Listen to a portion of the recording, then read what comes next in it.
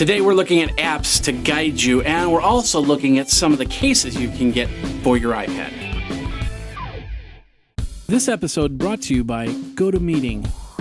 Hey everybody, Jeffrey Powers here. Welcome to iPad 365, the show where we look at apps to keep your iPad in play.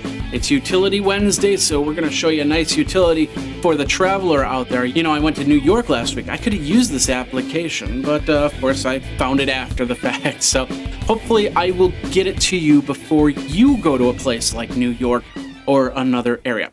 First of all, iPad 365 is the Twitter handle. Please go over there and friend me over on Twitter. We have a Facebook page of iPad 365. And of course, you can email me ipad365show@gmail.com. I told you a couple days ago, I'm going to tell you again, Citrix and GoToMeeting, they're having a contest. If you go over to facebook.com, go to GoToMeeting and like the page, you get a chance to win an iPad yourself. And of course, if you refer a friend and they win the iPad, you win the iPad too. So check that out. All right, I'm going to show you this application. I've been really digging on how it looks. I believe it's co-sponsored by American Express. It's called GuidePal.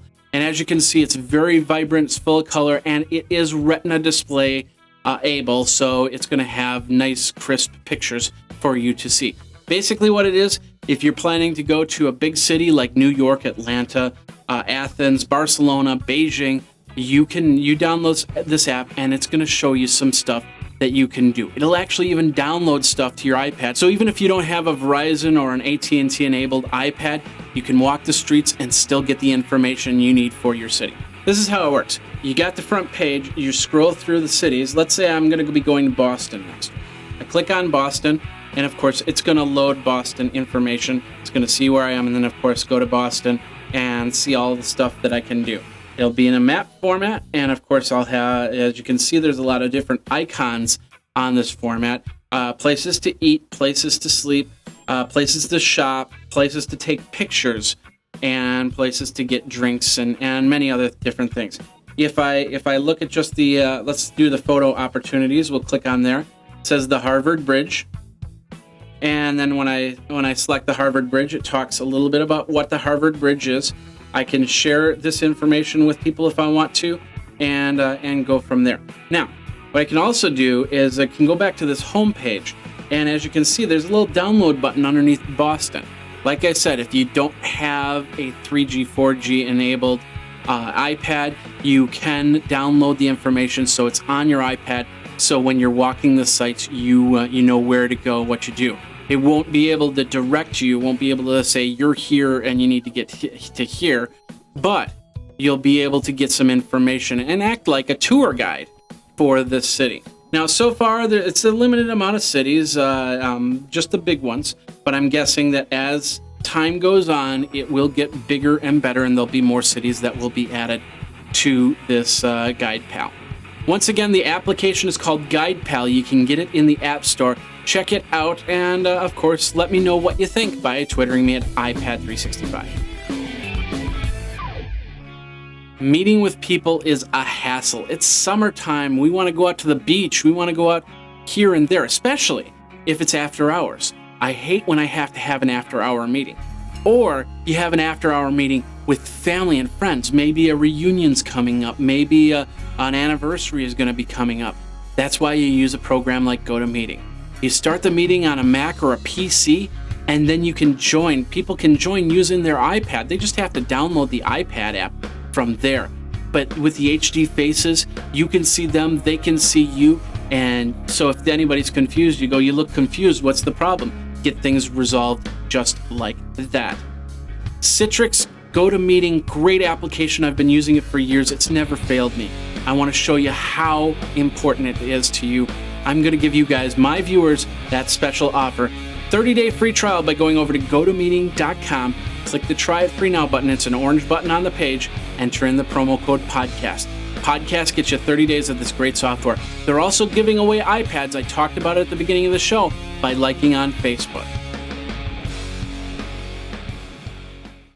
All right, this is Andru Edwards. Of course, he's over at Gear Live, and he's reviewing the smart cover case, the new one. Of course, at WWDC, Apple unveiled a newer smart cover case. It's not like that magnetic one that you might have seen. It actually is a full case that you can put your iPad into and not have that thing remove itself.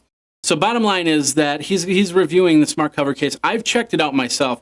I think it's like a TV dinner, and you're opening up a TV dinner. I find a lot of problems with this case. I really don't care too much for it. But if you want to find out, to get the full review, you can check it out over at Andru Edwards' site over at Gear Live, and he's got the full review. Of course, I'll have that link in the show notes.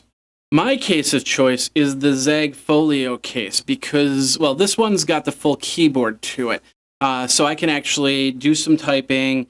I can use it as a blogging device. I can use it as a tablet. It slides in, slides out pretty easy. And of course, it stands the iPad up pretty nice, so I can sit on a plane and do some typing. I did that when I went to New York. I used this case and typed up a couple articles. Of course, the Bluetooth keyboard, you turn it on, you pair with the iPad, and you can start typing right away.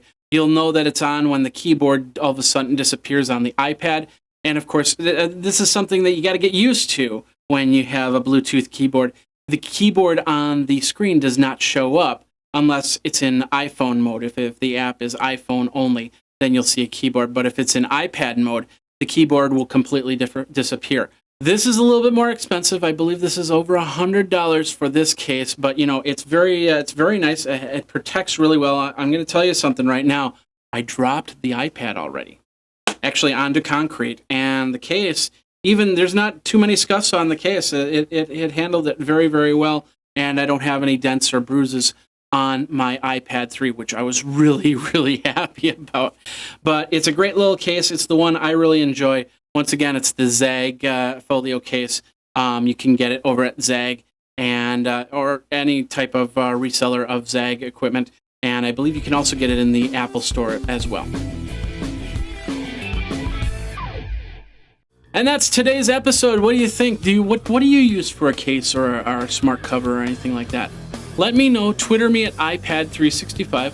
Of course, you can also email me at iPad365show@gmail.com. You can even leave a comment over at Facebook. We do have an iPad 365 page on Facebook, so check it out there. All right, we will be back in 24 when it will be another episode of iPad 365. My name is Jeffrey Powers, and until then, you guys geek out.